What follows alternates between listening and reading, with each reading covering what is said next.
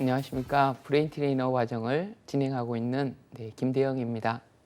오늘 두뇌 훈련 지도법 2강을 들어가도록 하겠습니다. 바로 두뇌 훈련 촉진 요소에 대한 내용입니다. 학습 목표를 먼저 보도록 하겠습니다.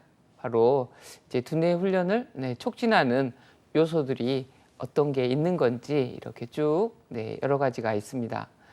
뇌 발달과 학습을 촉진하는 이런 환경적 요인을 설명할 수 있다. 또 영양과 두뇌의 관계를 설명할 수 있다. 또 움직임이 사고와 이런 학습의 촉진에 미치는 영향을 설명할 수 있다. 이런 두뇌의 작용에서 음악의 역할을 설명할 수 있다.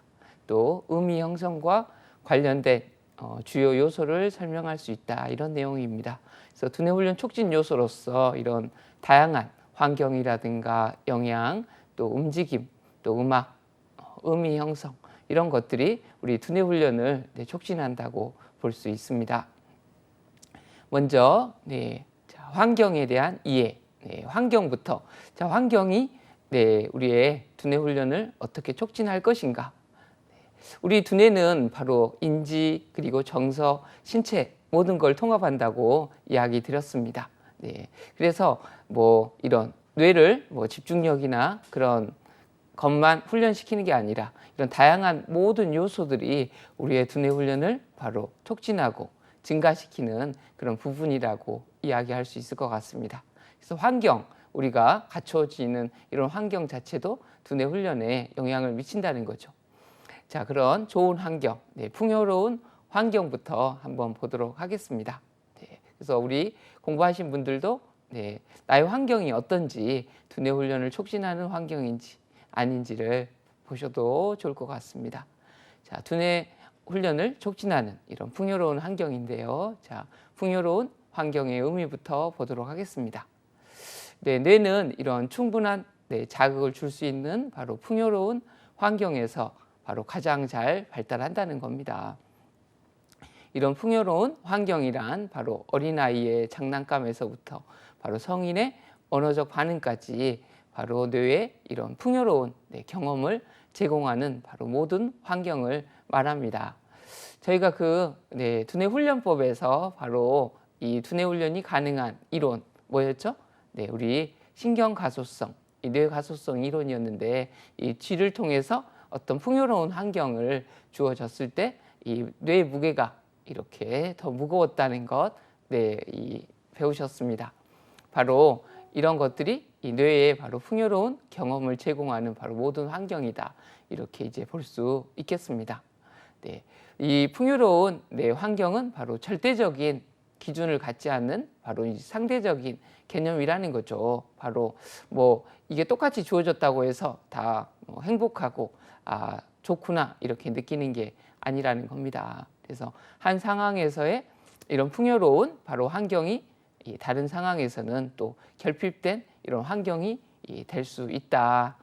그 내용을 확인할 수 있겠습니다. 에릭 젠슨이 바로 우리 뇌 기반 교육의 전문가로 지난 시간에도 다양한 이론들 배웠는데요. 이런 풍요로운 경험의 바로 핵심 요인을 이야기를 했습니다. 자, 첫 번째는 이런 새로움이 필요하다. 반드시 이런 새로운 자극이 있어야 한다. 바로 새로운 자극이 바로 가해지는 순간 우리 이 망상체, 그물 형성체라고 했죠. 바로 망상체가 바로 경계에 이런 신호를 보내고 바로 뇌는 이 새로운 정보에 주의를 기울이게 된다는 겁니다. 그리고 또한 도전이 필요하다. 자극이 도전적이어야 한다. 바로 이런 일상적인 바로 노력은 이 뇌 성장에 바로 큰 변화를 주지 못합니다. 근데 이 도전이라는 게 이 적절한 도전이야겠죠. 너무 많은 또 스트레스를 야기한다고 하면 풍요로운 이런 환경이 되긴 어려울 것 같습니다. 또한 연관성, 바로 이런 자극은 바로 의미의 연관성이 있어야 한다는 겁니다. 바로 연관성이 없는 바로 이 무작위적인 바로 이 정보의 입력은 뇌를 풍요롭게 할 수 없습니다. 또 시간적인 요인인데요. 바로 학습이 오랜 시간 동안 유지되어야 한다는 겁니다. 일시적으로 일어나는 이런 변화는 뭐 학습이 아닌 그냥 자극, 반응으로 인식을 하죠. 또한 이 피드백이 필요합니다. 이 뇌는 바로 도전과 새로운 이런 자극으로부터 무엇인가 배우려 하기 때문에 반드시 피드백을 주어야 된다. 네. 우리 두뇌 훈련 단계에서 배웠던 그런 칭찬이라든가 격려 등이 이제 풍요로운 환경에 필요하다고 볼 수 있겠습니다. 네, 또 풍요로운 환경이 그러면 두뇌에 어떤 영향을 미칠까요? 네, 풍요로운 환경이 두뇌에 미치는 영향, 바로 뇌에 바로 공급되는 이런 혈액과 산소가 공급이 된다.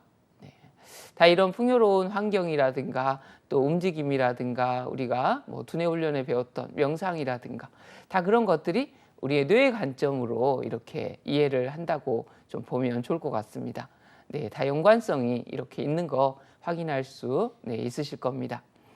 또한 뉴런과 이런 기타 세포 구조가 더 커지고 또 대뇌 피질의 무게와 두께가 이렇게 증가하는 겁니다. 또 뉴런, 우리 뇌 세포의 대표적인 이름이었죠. 그리고 뉴런과 뉴런을 연결하는 연결망이 바로 시냅스였습니다. 바로 이런 뉴런의 시냅스 수가 증가하여 또 새로운 이런 신경세포를 만든다는 겁니다. 전기 신호 및 이런 또 화학 신호의 증가로 우리 뇌세포의 바로 이 정보 전달은 세포 내에서는 바로 정기적인 전달, 그리고 뉴런과 뉴런은 바로 이 신경 전달 물질이 바로 시냅스에서 나오면서 이런 화학적인 전달이었죠. 이런 전기 신호 및 화학 신호의 이런 증가로 바로 세포들이 더욱 효율적으로 반응하게 되고 이에 따라 바로 이 뇌 가소성이 증가하게 된다는 겁니다. 바로 이는 학습력과 이런 기억력을 증진한다는 거죠. 뇌가 손상되었을 때 또한 회복력을 도움을 줍니다. 이런 풍요로운 환경을 만들어야겠습니다. 그러면 바로 열악한 환경은 또 두뇌에 어떤 영향을 미칠까요? 반대의 상황이겠죠. 그냥 쭉 편안하게 한번 보시면 좋을 것 같습니다. 열악한 환경은 바로 빈곤이라든가 외상, 학대, 이런 애착 부족, 또 모성, 우울증 등을 포함하여 이 학습자가 바로 심각한 스트레스를 경험하는 이런 환경이죠. 열악한 환경은 바로 이 풍요로운 환경보다 더 영향력이 강력하다고 합니다. 그래서 수상돌기 가지를 가늘게 하고 또한 피질의 두께를 줄입니다. 또 열악한 이런 환경은 언어라든가 집행 기능, 기억을 담당하는 두뇌의 이런 네트워크에 이 부정적인 영향을 미치죠. 그래서 이런 심각한 이런 심리적인 상태에서는 바로 스트레스 호르몬인 코티솔 수준이 높아진다. 저희 뭐 정서라든가 또 두뇌 훈련법, 두뇌 특성 평가법에서 계속 이런 스트레스에 대한 중요성을 배웠습니다. 이런 코티솔은 바로 뉴런을 파괴하고 두뇌를 취약하게 하고 또 두뇌 자체를 위축시킨다는 것 여러 번 제가 반복을 했습니다. 그래서 우리가 이 두뇌 훈련을 시킬 때도 우리 대상자, 훈련자의 이런 환경이 어떤 요인이 있는지도 또 그런 두뇌 훈련의 결과를 높이는 데 중요한 요소가 될 것 같습니다. 이해되시죠? 또 이런 스트레스가 높은 상태에서 우리의 뇌는 그 상황에 맞서 싸울 것인지 아니면 도망칠 것인지를 결정하기 위해 바로 편도체로 신호를 보내고 전전두엽 이런 피질로 흐르는 혈액량을 줄인다는 겁니다. 그래서 스트레스를 받으면 논리적으로 반응하지 못하고 감정적으로 반응한다. 우리 스트레스 정서에 대해서 배울 때 바로 도전, 도주 반응 또 한번 확인해 보시면 좋겠습니다. 그러면 우리가 이제 두뇌 훈련을 좀 더 하기 위해서 이런 풍요로운 환경을 넘어서 좀 더 구체적인 이런 학습 환경을 잠깐 보도록 하겠습니다. 학습 환경은 바로 학습이 일어나는 바로 이런 물리적 공간과 그로 인해 경험하는 바로 이런 정서적인 환경을 모두 포함한 이런 환경이라고 볼 수 있습니다. 이런 구성 요소들은 바로 학습자의 신체와 이런 감정 상태를 또 변화시키고 학습에도 또 직접적인 영향을 미칩니다. 이제 뇌친화적 이런 학습 환경을 좀 보도록 하겠습니다. 이런 뇌친화적인 학습 환경이란 바로 뇌를 충분히 자극하여 학습자의 성장과 발달을 촉진하는 바로 물리적, 정서적 환경으로서 이런 학습 내용의 조직화라든가 시각화, 학습 과정에서의 이런 문제 해결, 피드백, 어휘 사용 등 학습자에게 제공되는 이런 모든 것을 포함한다고 할 수 있습니다.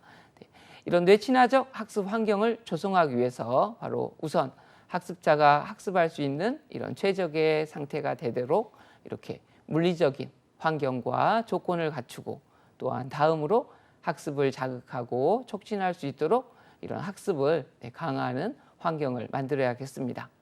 또 이런 뇌친화적 학습 환경에서 바로 무엇보다도 이 안전하고 신뢰, 이런 것들이 기반하고 있어야겠습니다. 이런 안전과 신뢰가 되어야 내가 이런 두뇌 훈련에 집중하고 또 효과를 보려고 노력을 할 것입니다. 이런 뇌친화적인 바로 학습 환경의 이제 필수 요인입니다.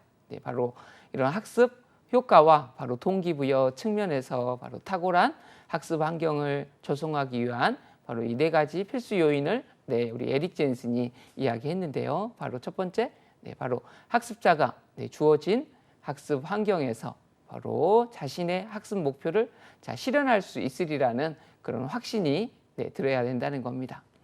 두 번째, 학습자의 이런 사회적이고 인지적 학습 유형에 부합하는 이런 학습 환경이어야 한다. 세 번째는 학습자가 학습하는데 필요한 이런 모든 자원, 자료라든가 교구, 학습 시간, 이런 지도 등을 바로 제공해 줄 수 있는 또한 학습 환경이어야겠습니다. 네 번째, 학습 환경에서 바로 신뢰와 수용이라든가 온정과 안정감 등 이런 긍정적인 정서를 또 느낄 수 있어야겠죠. 쭉 이해를 이렇게 보시면서 해보시면 좋을 것 같습니다. 또 우리의 환경에 바로 이 정서가 아주 중요하죠. 이런 정서적 환경의 조성도 한번 보도록 하겠습니다. 이런 학습 환경은 바로 학습이 일어나는 물리적 공간과 바로 그로 인해 경험하는 이런 정서적인 환경을 모두 포함한다. 환경 구성 이런 요소들은 학습자의 이런 신체와 감정 상태를 또 변화시키고 또 학습에도 직접적인 이런 영향을 미칩니다. 그러면 이런 정서적인 학습 환경의 요인부터 보도록 하겠습니다. 바로 이런 풍요로운 좋은 두뇌 훈련을 촉진하는 이런 환경에 바로 우리가 정서적인 요인을 어떻게 만들어야 할까요? 편안한 바로 각성 상태를 유지해야 된다. 바로 정서적인 이런 학습 환경의 이상적인 조건은 학습자가 편안하고 안정된 이런 각성 상태를 유지하면서도 도전 의식을 불러일으키는 바로 과제를 통해 학습에 적극적으로 참여할 수 있는 상태를 말합니다. 근데 우리의 현재의 그런 학교라든가 학습 환경을 보면 뭔가 너무나 긴장되고 이런 경쟁 위주로 가는 그런 경향들이 있죠. 그래서 어떤 과학자들은 우리의 현재 학습 환경과 또 이런 또 근무 환경을 보면 이런 풍요로운 환경에 아주 저해되는 환경을 확인할 수 있다. 또 이렇게 합니다. 그래서 이런 환경부터 적극적으로 개선하는 그런 노력이 필요하겠습니다. 두 번째, 이런 사회적 소통이 경험. 바로 학습자들이 서로 협력하면서 문제를 해결하고 바로 서로 이런 다양한 학습 경험을 주고받으며 바로 적극적으로 과제에 이런 도전할 수 있는 협동학습의 기회를 제공해야 된다. 그리고 적절한 스트레스가 없으면 좋을까요? 아닙니다. 이 적절한 스트레스, 바로 학습에는 적절한 스트레스가 어느 정도 필요하다는 겁니다. 정서적으로 편안하면서도 도전 욕구를 불러일으킬 바로 정도의 스트레스 수준이 적당히 유지되도록 균형을 맞추는 것이 중요하다는 거 확인해 볼 수 있겠습니다. 그래서 이런 정서적인 이 학습 환경의 조성이 필요합니다. 바로 학습 상황에서 위협이라든가 공포, 불안, 이런 불신을 줄일 수 있는 방안을 강구하고요. 또한 우호적인 이런 상호 관계를 유지하며 바로 학습자의 동기와 참여, 이런 도전 의식을 자, 최대한 이렇게 이끌어낼 수 있는 이런 환경을 구축해야겠습니다. 또한 스트레스가 아까 적정선을 넘어가지 않도록 바로 스트레스 예방 기술을 사용해야죠. 저희가 아마 두뇌 훈련법에서 배웠던 내용들이 쭉 있습니다. 바로 서로의 마음을 여는 이야기 활동을 하며 이런 정서적인 소통을 한다. 또 서로 안마해주는 시간을 갖는다. 또 호흡법이라든가 명상, 이런 기공체조, 요가 등으로 몸과 마음을 안정시킨다. 이런 차분한 상태를 또 유도하는 말을 사용하고 또 조용한 음악을 듣고 학습 활동 후에는 또 우리 물이 많이 필요하잖아요. 반드시 물을 마신다. 정서적 이런 학습 환경의 조성 방안에 대해서 베리 코빈이 이야기를 했는데요. 칭찬과 격려, 그리고 연극이라든가 음악, 이런 즉흥 공연 등 바로 학습자가 즐겁게 참여할 수 있는 활동을 해야 된다. 이런 또 자신의 학습 양식과 바로 강점을 알고 이를 활용할 수 있는 또 기회를 제공해야 된다. 스스로 바로 선택하고 결정할 수 있는 또 기회를 주어야 된다. 스스로 뭔가 한다고 할 때 정서적으로 도전하고 싶죠. 또 부정적인 이런 감정을 안전하고 올바른 이런 방식으로 해소할 수 있는 방안을 마련하고 또 갈등을 원만하게 해결하기 위해 갈등 해소 방안을 명확하게 제시하고 이러한 방안을 시행할 수 있는 이런 체계를 다짐해야 합니다. 또한 신체 활동을 통해 바로 학습자의 감정 조절과 관련되는 이런 호르몬을 또 조절할 수 있겠습니다. 또 지켜야 할 이런 규칙과 절차, 일과 공고사항 등을 또 명확히 하고요. 또 부정문, 그러니까 뭐뭇을 하지 맙시다. 이런 게 아니라 바로 뭐뭇을 합시다와 같은 바로 긍정문을 작성하여 학습자가 잘 볼 수 있는 곳에 붙여 두어야 합니다. 또 자유롭게 이런 자신의 생각과 의견을 말할 수 있도록 바로 편안한 분위기를 조성하고 또 이와 관련된 교수 학습 전략을 활용해야 합니다. 또한 역할극이라든가 게임, 모의 상황, 토론, 찬반, 논쟁 등 바로 상호작용이 활발하게 일어나는 교수법을 활용하고요. 또한 협동학습 기법을 사용해야 합니다. 이런 두뇌훈련 촉진 요소를 우리 공부하시는 분들의 이 환경과 현재 나는 어떤지 다 연관해서 이렇게 이해를 하시면 좋을 것 같습니다. 또 영양이죠. 바로 먹는 게 우리 자신을 만들죠. 바로 이런 영양도 당연히 두뇌와 관련 있고 두뇌 훈련을 촉진하는 아주 중요한 요소가 되겠습니다. 또 이런 부분에 대해서는 또 관심들을 많이 갖고 계실 거라 이렇게 생각이 됩니다. 자, 뇌 에너지 소비, 우리 바로 이 뇌세포는 바로 신체의 다른 세포들에 비해 2배 에너지를 사용한다. 우리 책에 따라서 우리 첫 시간부터 우리 뇌는 무게의 2.5%지만 신체 에너지의 15%, 20% 또 더 높게 이렇게 연구자들이 또 발표한 경우도 있습니다. 이런 성인의 뇌는 바로 이 몸 전체 에너지의 약 25%를 사용하고 갓난아기의 이런 뇌는 바로 몸 전체 에너지의 절반을 사용한다. 바로 이 갓난아기의 뇌가 사용하는 에너지의 바로 약 75%는 학습과 이런 뇌 성장을 지원하기 위해 소비합니다. 또한 뇌는 학습을 할 때보다 또 일상적인 활동을 할 때 이 많은 연료를 필요로 합니다. 왜냐하면 이 뇌는 생활 속에서 더 많은 일을 하고 있기 때문입니다. 또한 뇌는 잠을 자는 동안에도 많은 에너지를 사용합니다. 우리 1과목에서 수면에서 이렇게 또 배운 내용이죠. 바로 우리가 잠을 자면 우리가 뇌는 쉴 것 같지만 뇌는 또 우리의 기억을 장기 기억으로 만들기도 하고 우리의 몸에 이 파괴된 세포들을 또 재생시키는 아주 중요한 여러 가지 일들을 하죠. 뉴런은 바로 잠을 자는 동안에도 계속 활동한다는 겁니다. 가장 많은 에너지를 필요로 하는 것은 바로 신경계의 이 소통을 위한 뉴런의 바로 전기신호 활동입니다. 이런 뉴런의 이 전기신호 활동은 바로 성인의 뇌가 사용하는 에너지의 2분의 1을 소비합니다. 또한 뇌는 다섯 번째, 일정하게 에너지를 사용하지는 않습니다. 뇌의 이런 에너지 사용은 하루 동안 등락을 거듭하고요. 또 뇌가 사용하는 에너지의 양은 뇌 영역에 따라도 다릅니다. 인지적 이런 통제와 바로 작업 기억을 처리하는 전전두 이런 피질은 포도당을 많이 소비하죠. 또 활성화된 뉴런은 조용한 뉴런보다 에너지를 더 많이 사용합니다. 이런 뇌의 관점에서 쭉 보시면 아마 이해가 되실 겁니다. 영양과 이런 뇌의 화학 작용입니다.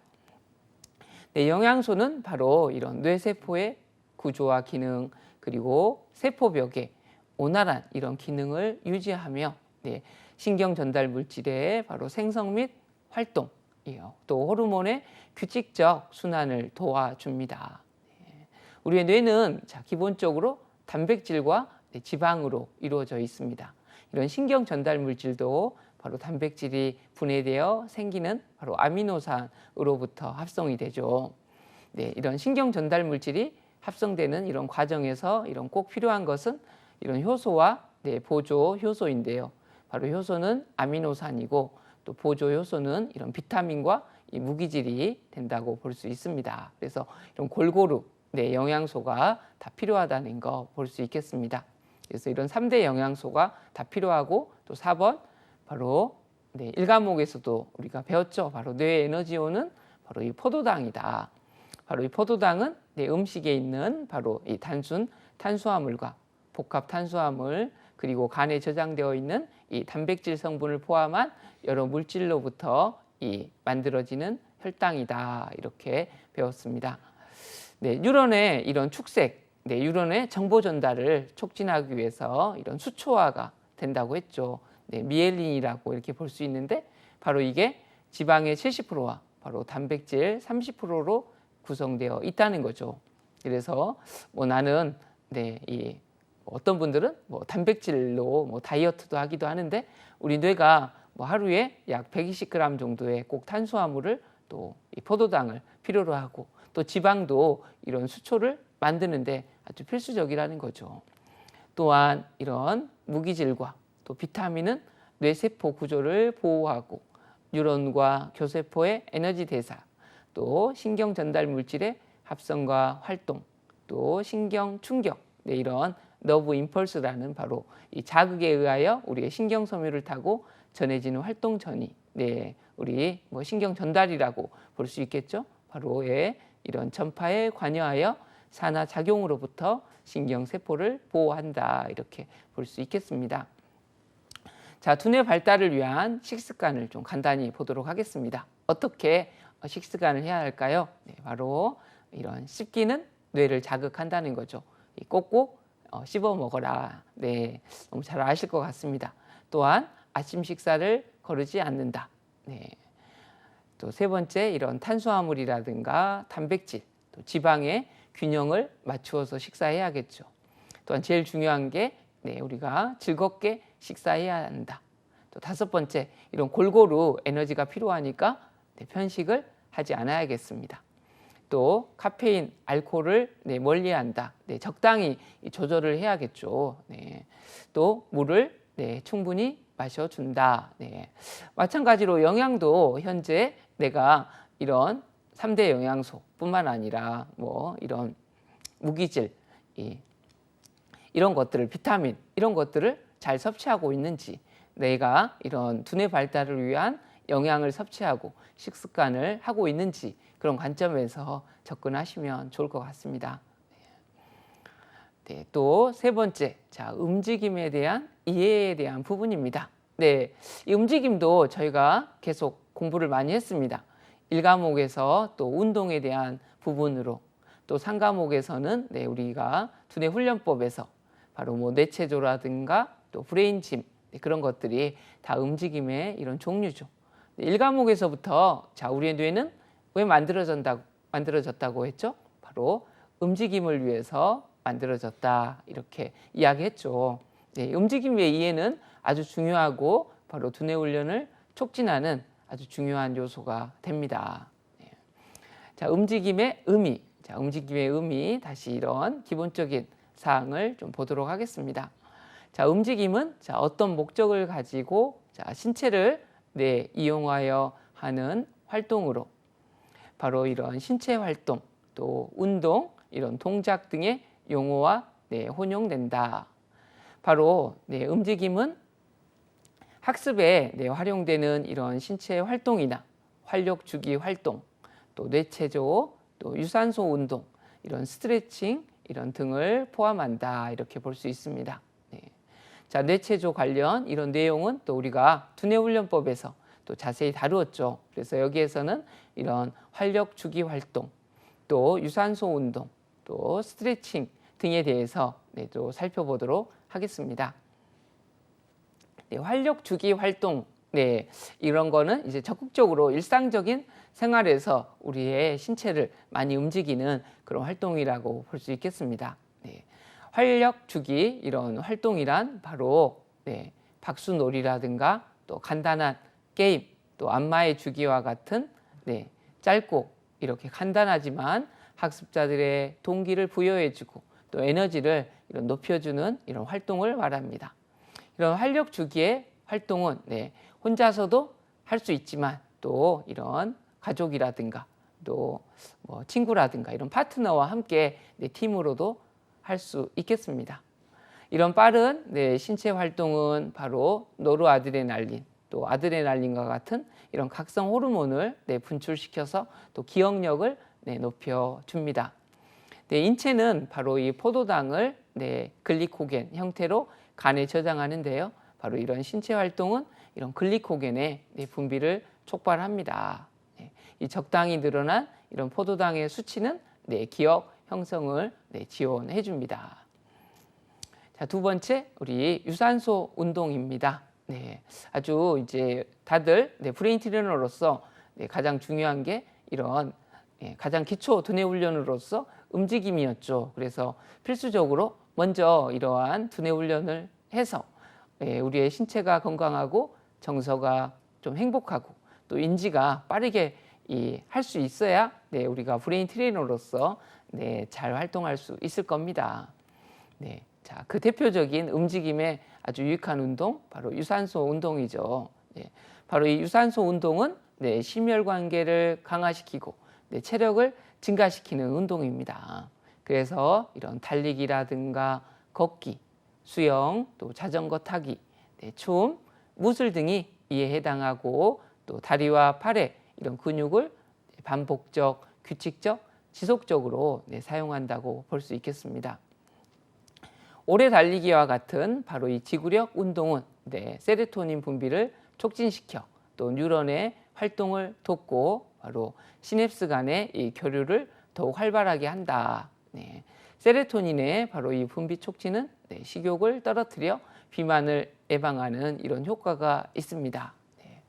우리 이제 뇌과학에서 아주 이 오래 달리기, 이 오래 달렸을 때 뇌에서 이런 베타 엔돌핀이 나오는 우리 러너스 하이, 그런 것들 아주 모르핀, 우리 그런 통증을 억제하는 이 물질보다 훨씬 강력한 물질이 우리 뇌에서 나온다. 이러한 움직임에 보통은 뭐 30분 정도 이상 달렸을 때 이 바로 러너스 하이를 경험한다 이렇게 하는데요.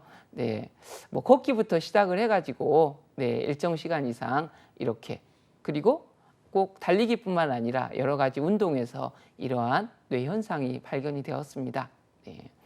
매일 이런 운동으로 유산소 운동으로 뇌를 건강하게 해주시면 좋겠습니다. 스트레칭입니다. 우리가 이 뇌체조나 또 브레인짐 배웠던 것들이 스트레칭의 일종이다 이렇게 볼 수 있겠죠. 스트레칭은 바로 느리고 지속적으로 몸을 이완시켜주는 운동으로 바로 요가라든가 체조, 이런 필라테스 등이 해당한다. 이런 근육의 긴장을 감소시키고 특정 근육군의 바로 유연성을 향상시키며 관절의 이런 움직임을 유지하도록 도와준다. 스트레칭은 바로 유산소 운동 전과 후에 바로 준비 단계와 마무리 단계에서 사용하여 혈액순환을 향상시키고 부상을 예방하죠. 스트레칭은 몸과 마음을 편안하게 하고 바로 사고에 집중하게 합니다. 스트레스를 받거나 긴장 또는 피로할 때 언제라도 스트레칭을 활용할 수 있겠죠. 자, 움직임이 뇌에 미치는 영향입니다. 이 모든 요소들이 두뇌에 어떤 영향을 미치는지 그 이해가 하시는 게 중요하겠습니다. 바로 혈액의 산소량을 증가시켜 준다. 자, 움직임은 바로 혈액 안의 산소량을 증가시킵니다. 혈액의 이런 산소의 집중도가 높을수록 바로 인지적인 수행 능력이 향상되어 더 많은 이런 단어들을 회상하고 이런 시각, 공간, 과제들을 더 빨리 수행한다는 겁니다. 뇌는 또 주의 수준을 조절해 준다.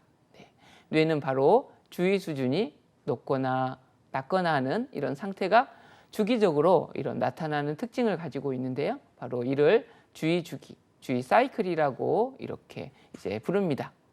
이 주의가 굉장히 중요하죠. 뒷부분에 이제 우리가 주의 촉진을 하는 것들도 또 좀 보겠습니다. 자, 움직임은 바로 주의 주기를 적정 수준으로 유지할 수 있도록 그 조절 과정을 도와준다. 이렇게 이제 볼 수 있겠고요. 이 신경세포 성장 인자의 분비다. 이 신체 활동을 하면 바로 이 뇌에서 이 신경세포 성장 인자.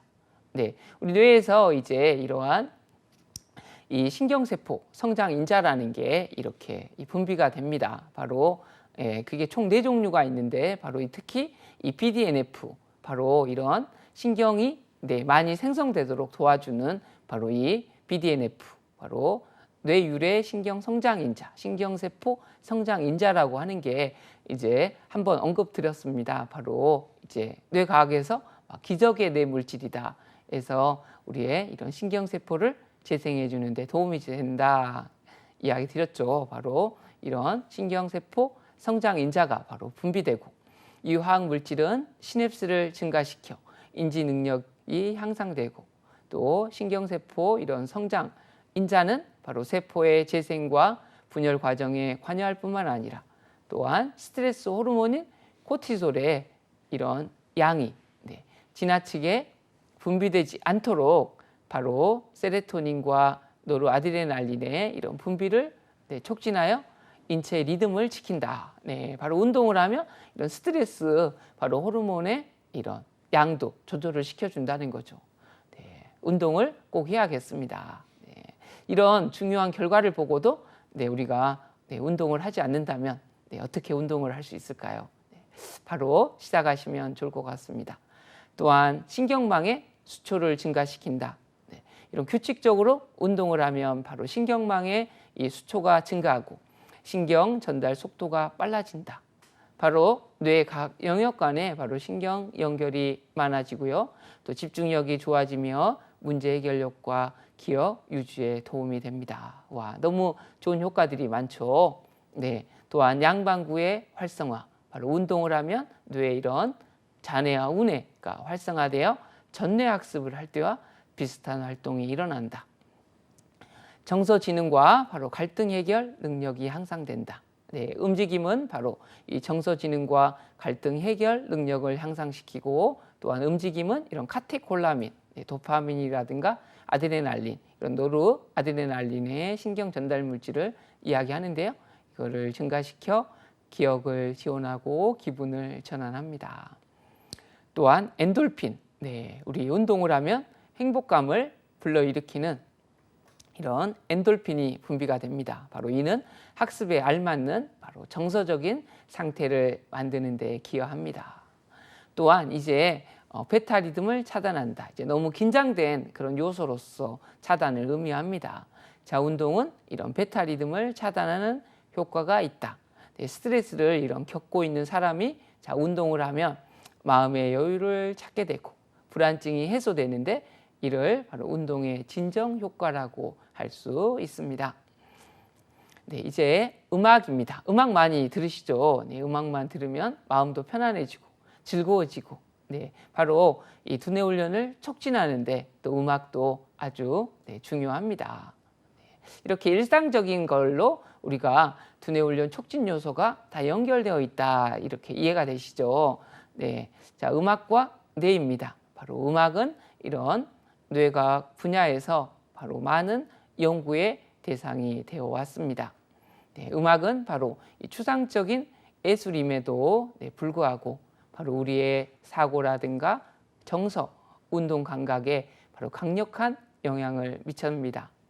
이런 많은 연구자들이 바로 이 뇌가 음악을 어떻게 인식하고 있는지, 또 음악이 인간의 정서와 인지, 신체에 어떤 영향을 주고 있는지를 밝히려고 계속 노력을 해왔습니다. 자, 그러면 음악의 효과를 보겠습니다. 자, 음악 감상의 효과입니다.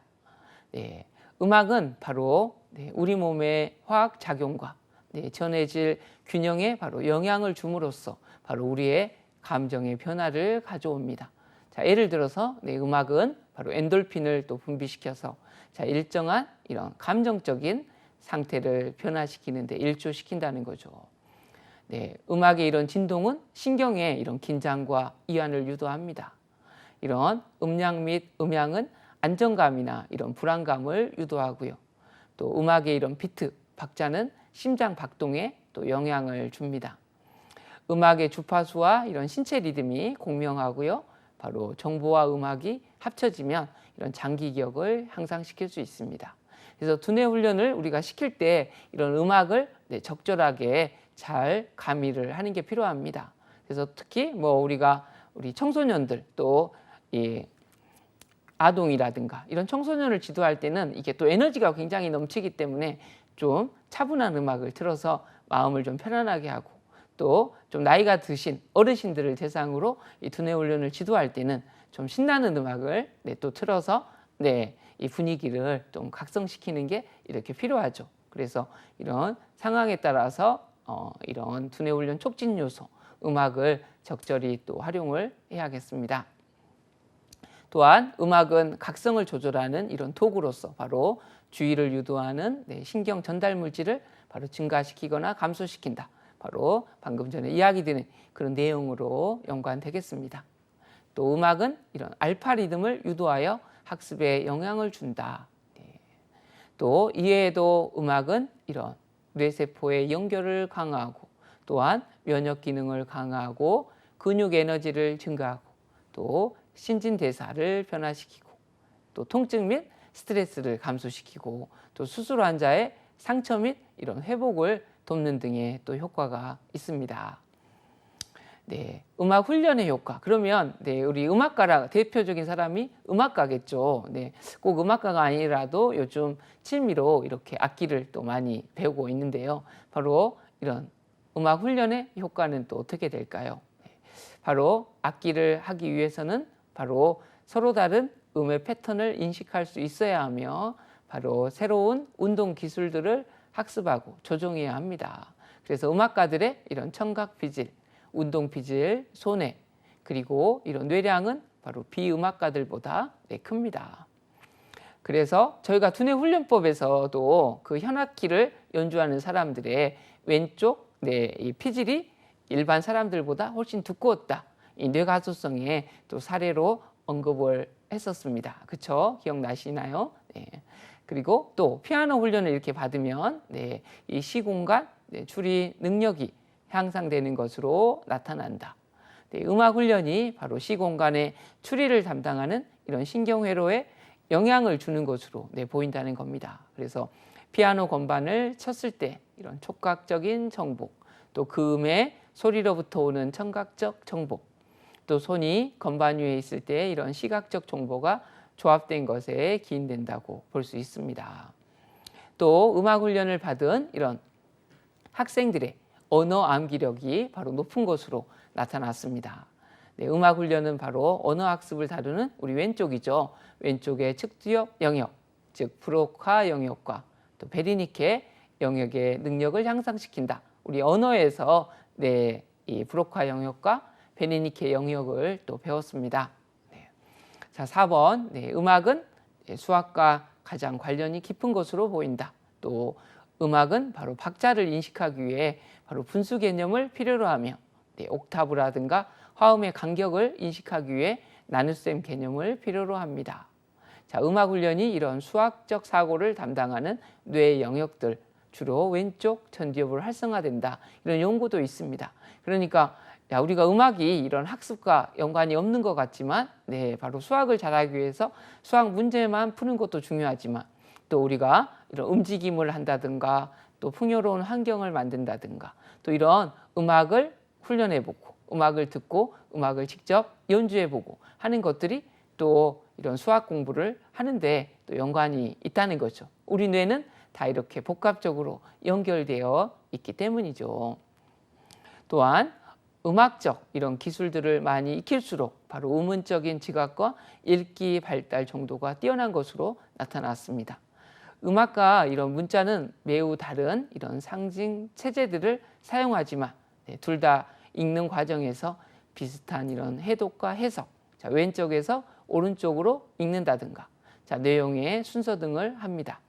그래서 음악과 이런 언어 읽기 이런 기술은 음운의 차이 또는 음의 차이에 대한 민감성과 같은 기초 개념들을 공유합니다. 음악도 저희가 이렇게 배웠고요. 이제 마지막으로 또 의미의 형성. 우리가 두뇌 훈련을 촉진하기 위해서 바로 의미가 형성이 돼야 됩니다. 내가 중요함을 알아야 내가 좀 집중력을 길러야겠다. 내가 또 정서적으로 좀 편안해야겠다. 뭐 이런 어떤 목표를 이루기 위해 가지고 이제 이런 의미의 형성이 또 아주 중요한 그런 요소입니다. 뇌의 이런 의미 형성을 좀 보도록 하겠습니다. 뇌는 바로 본능적으로 의미를 추구하며 유형화를 통해 의미를 탐색합니다. 뇌는 이런 서로 관련이 없어 보이는 바로 단편적인 정보 더미 안에서 어떠한 의미를 찾아 이미 알고 있는 이런 지식과 연결하고요. 또한 통합해내는 이런 놀라운 능력이 있습니다. 뇌는 이런 새로운 감각 정보가 들어오는 순간 바로 그 정보가 기존의 지식과 같은 것인지 또 아니면 기존의 정보와 연결을 맺을 수 있는 바로 정보인지를 순식간에 이렇게 판단합니다. 의미의 이런 발생은 바로 단순히 뇌의 한 영역에서만 바로 발생하는 것이 아니라 바로 정보의 성질과 이런 의미에 따라 뇌의 여러 영역에서 발생합니다. 예를 들어서 바로 독해의 의미는 왼쪽의 측두엽, 또 전두엽, 두정엽을 활성화하고요. 바로 새로운 이런 발견의 의미는 왼쪽에 이런 전두엽을 활성화합니다. 뇌는 바로 이러한 내면적인 바로 의미를 추구합니다.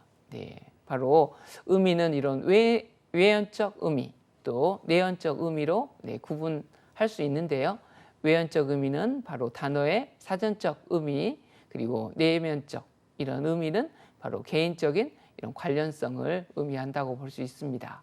그래서 예를 들어서 비옷은 비가 올 때 비에 젖지 않도록 이렇게 덧입는 옷이다. 이런 외연적 의미를 갖고 있죠. 그렇지만 비가 자주 오는 지역에서는 인간의 몸을 보호해주는 바로 매우 가치 있고 고마운 물건이라는 또한 이런 내면적 의미를 갖게 되죠. 바로 뇌는 이런 개인과 연관이 되고요. 이해가 되는 바로 정보를 선호한다는 겁니다. 이제 이런 의미 형성을 위한 요소로 좀 보도록 하겠습니다. 그러면 의미가 형성이 되려면 어떤 게 필요할까요? 바로 이 많은 뇌 기반 연구자들이 세 가지를 이야기합니다. 관련성 그리고 정서 이런 패턴이 필요하다 볼 수가 있는데요. 이 관련성은 바로 이 의미가 형성이 되려면 이 관련이 돼야겠죠. 나하고 이게 관련이 되었을 때, 이 어떤 사람이 있는데 나하고 관련이 없으면 의미가 형성이 안 될 텐데 내 가족이라든가 내 친구라든가 이런 관련이 있을 때 의미가 형성이 되겠죠. 바로 이런 관련성은 바로 의미를 연결 고리를 만드는 기능을 하며 바로 또 두 번째 이 정서가 아주 중요하죠. 뇌에서. 그래서 의미를 형성할 때 이런 정서가 중요합니다. 그래서 이 정서는 바로 이 정보를 중요하게 느끼게 하고요. 또 우리의 뇌에 이런 패턴들이 필요합니다. 이 패턴은 바로 이 여러 정보들을 하나의 완성된 이런 형태로 형성하는 뇌의 기능과 관련이 있습니다. 그래서 의미 있는 바로 정보는 관련성, 정서 이런 패턴 중에 하나를 포함하는데요. 자, 이제 세부상을 좀 더 보도록 하겠습니다. 자, 관련성입니다. 자, 관련성은 이런 새로운 정보가 의미를 갖도록 하기 위해 바로 이전에 이런 지식과 연합하는 거다. 또한 관련성은 바로 기존에 존재하는 신경 이런 영역으로부터 연결고리를 바로 만드는 기능으로, 자, 내용의 관련성이 떨어진다면 자, 연결이 만들어질 가능성이 낮습니다. 또 신경 영역의 연결이 많아질수록 더 많은 이런 정보가 입력됩니다. 자, 어떤 정보들은 바로 축색돌기와 세포의 범위를 넘어 자, 모든 신경 영역을 활성화합니다. 자, 이런 새로운 정보에 대한 관련성을 탐색할 때는 바로 이 축두엽이 활성화된다. 이렇게 연관되어서 볼 수 있습니다. 자, 두 번째 이제 정서에 대한 부분입니다. 자, 정서. 우리 계속 정서 많이 나오는 걸 알 수가 있죠. 바로 두뇌 훈련에 대해서 이 정서가 아주 중요하고 또 스트레스가 우리 뇌에 아주 안 좋은 영향을 미친다는 것 계속해서 저희가 확인을 했습니다. 자, 정서는 바로 이 뇌 속의 화학 물질에 의해 촉발되며 바로 정보를 중요하게 느끼도록 각인한다. 이런 강력한 정서는 신경 전달 물질인 바로 아드레날린이라든가 노르아드레날린, 또 바소프레신의 분비를 촉진하여 자, 이것이 중요하니까 기억해라는 또 신호를 뇌에 전달합니다. 이런 정서 관련 화학 물질은 인지력과 상호 연결성이 또 높기 때문에 화학 물질이 분비될 때 자, 인지 기능도 동시에 작용합니다. 정서는 집중, 의미, 기억을 유발합니다. 자, 긍정적인 이런 정서는 기억 형성에 도움을 주며 더 선명한 이런 회상을 일으킵니다. 자, 정서적 또 의미가 형성될 때는 바로 우리의 변형계라든가 시상, 편도, 두정엽의 아랫부분이 또 활성화됩니다. 또 세 번째로 자, 패턴입니다. 자, 사람들은 사물을 구별할 때 이렇게 크기라든가 색깔, 모양, 감촉, 무게, 냄새, 움직임 등과 같은 사물에 대한 정보를 자, 1초 안에 수집을 합니다. 자, 어떤 주제를 여러 분야로 쪼개어 자, 그 조각들을 학습자에게 이렇게 알려주면 바로 학습자는 전체를 본 적이 없더라도 그 조각들을 모아서 다시 하나의 이런 완성된 형태로 형성할 수 있는 능력이 있습니다. 자, 뇌는 바로 자동적으로 의미를 추구하도록 설계되어 있기 때문에 이런 패턴화는 항상 발생합니다. 자, 감각의 패턴이 바로 학습자의 이런 지각, 지도 속에 추가가 되면 바로 뇌는 그 정보에 대해 더 이상 혼란을 느끼지 않게 됩니다. 피질은 바로 패턴을 생성하고 탐색하는 역할을 합니다. 이런 패턴 형성 과정은 이런 뇌의 의식적 또는 바로 무의식적 영역 모두에서 일어납니다. 뉴런 역시 바로 패턴 식별에 관여하는데요. 바로 정보를 해석하고 처리하며 동일한 유형들끼리 연결시키는 역할을 합니다. 이런 뉴런의 결합은 변화하고 또 재배치되면서 새로운 패턴을 형성하고요. 또 패턴이 형성될 때는 바로 이 전두엽이 활성화된다고 합니다. 자, 오늘 이런 다양한 두뇌 훈련을 촉진하는 요소들을 배웠습니다. 학습 정리해 보겠습니다. 자, 뇌는 바로 충분한 자극을 줄 수 있는 바로 풍요로운 환경에서 가장 잘 발달한다. 바로 풍요로운 환경이란 바로 어린아이의 장난감에서부터 성인의 이런 언어적 반응까지 바로 뇌에 풍요로운 경험을 제공하는 모든 바로 환경을 말한다. 영양소는 바로 뇌세포의 구조와 기능, 자, 세포벽의 온활한 기능을 유지하며 신경 전달 물질의 이 생성 및 활동, 호르몬의 규칙적인 순환을 돕습니다.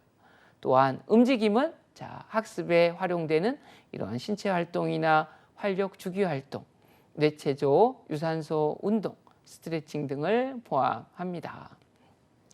또 음악은 자, 우리 몸의 화학 작용과 바로 전해질 균형에 영향을 줌으로써 바로 우리의 감정의 변화를 가져옵니다. 예를 들어서 음악은 엔돌핀을 분비시켜서 바로 일정한 이런 감정적인 상태를 변화시키는 데 일조한다고 배웠습니다. 또한 의미 형성의 요소로서 바로 관련성, 정서 패턴을 들 수 있습니다. 관련성은 바로 의미의 연결고리를 만드는 기능을 하고 정서는 정보를 중요하게 느끼고, 자, 패턴은 여러 정보들을 하나의 완성된 형태로 형성하는 뇌의 기능과 관련된다. 그래서 의미 있는 정보는 바로 관련성, 정서, 패턴 중에 하나를 포함합니다. 자, 배운 내용을 이제 적중 예상 문제로 풀어보도록 하겠습니다. 네, 집중하셨으면 충분히 푸실 수 있을 겁니다. 자, 이런 뇌친화적 학습 환경에 대한 설명으로 옳지 않는 것은, 자, 안전과 신뢰를 기반하고 있어야 된다. 자, 학습자의 성장과 발달을 촉진하는 환경이다. 자, 언제 어디서나 누구에게나 공통적으로 적용할 수 있어야 된다. 4. 학습자의 사회적, 인지적 이런 학습 유형에 부합하는 학습 환경이다. 자, 시각적 환경, 언어, 공간, 문제 해결 등 다양한 요소들을 포함한다. 네, 정답이 몇 번일까요? 네, 자, 3번이죠. 누구에게나 모두 공통적으로 적용될 수는 없는 거죠. 우리의 모든 뇌는 독특하기 때문에 바로 개별 학습자의 이런 적합한 학습 환경을 제공해야 합니다. 바로 이런 풍요로운 환경, 뇌친화적인 이런 학습 환경은 바로 이 상대적인 개념으로 바로 모든 학습자에게 공통적으로 적용할 수 없습니다. 학습자의 이런 성향에 따라 학습 환경은 다르게 설계될 수 있다는 것 확인할 수 있었습니다. 다음 중에서 정서적인 이런 학습 환경 조성 방안으로 옳지 않는 것은입니다. 자, 편안한 각성 상태를 유지하도록 한다. 두 번째, 사회적 소통을 경험할 수 있는 협동학습을 계획한다. 자, 정서적 안정을 위해 도전적 과제는 피하는 것이 좋다.